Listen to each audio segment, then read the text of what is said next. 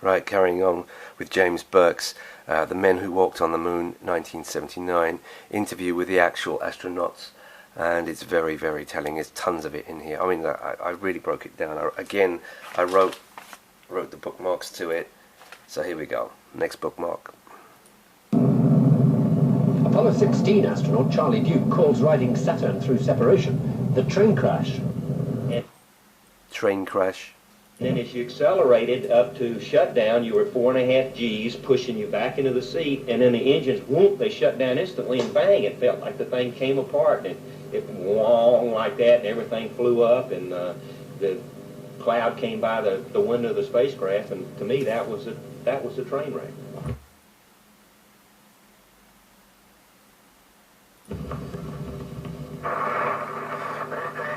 Now, Rocco Pistone. So the next problem, getting a big enough push to go to the moon, was solved. Launch was hairy, but never during the event itself. It's a bit like an operating table. You don't want the surgeon ever getting mad while he's running the operation. But after the operation, I'll say there was a woodshed. In fact, the fellows called it Rocco's woodshed. This is Rocco Pistone. I mean, it's just Cosa Nostra. So there you go. He was the director, Rocco Pistone. Right, what else we got? We got 2759, here we go. 27. It's another mission director, here we go. So listen to this mission director at the time, describing all set up for a big game. Okay, how are you looking? All your systems go? That's affirmative. How about you, Control? We look good. Guidance, you have it? Systems, Fido, how about you? Right. The flight director in charge, whose voice you heard there, was Gene Kranz. We came on board about 8 o'clock in the morning of July 20th. Yiddish. And it was sort of like you were all set up for a big game. You were all set up for a big game. And he says something more. He talks about it. It's just another training exercise. I kid you not. 2820. Here we go. 28. In fact, I'll carry on. You just listen.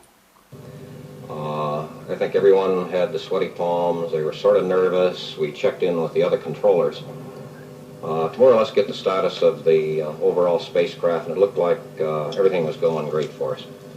And as soon as the spacecraft came over, the first thing that we noted was that our communications were very ratty. They were poor. They were dropping in and out.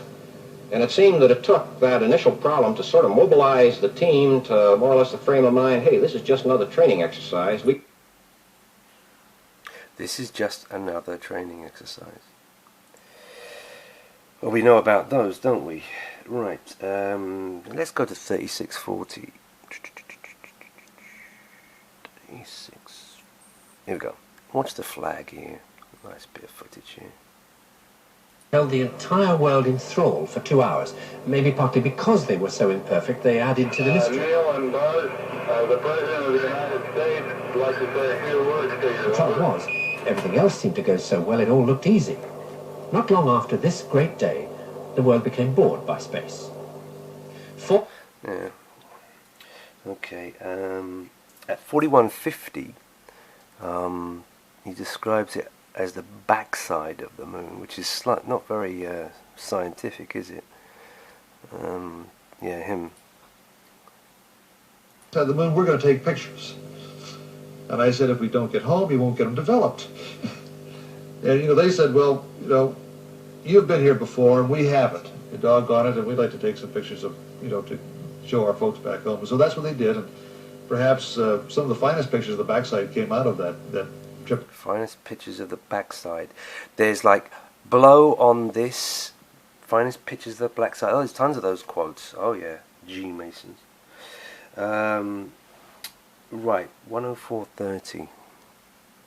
It's a very brief clip, and it's very telling as well.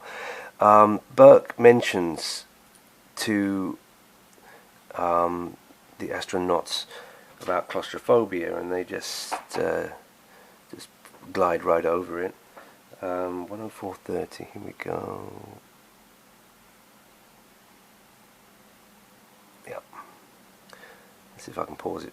The guy who has really something to talk about is big and... Yeah. Look at the size of that pod. You close those doors and you're in like a sliver. The claustrophobia would be beyond belief, and if it kicks in, if you know anything about claustrophobia, I've always said this, it's not, you can't stay 10 days in that.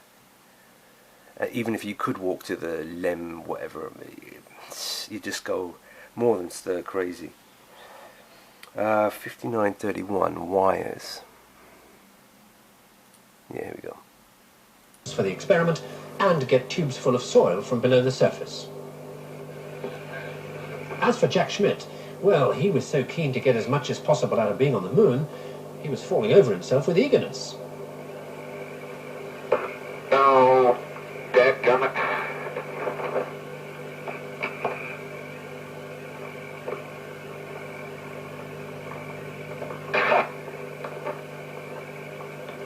Hey, Jim, would you help? Would you go over and help Clickle Toad, please? I don't need any help, okay? No, he doesn't need any help. He's got his wires. Right. Flag. Yeah. Training exercise. Aldrin. Right. 5806. Bear with me.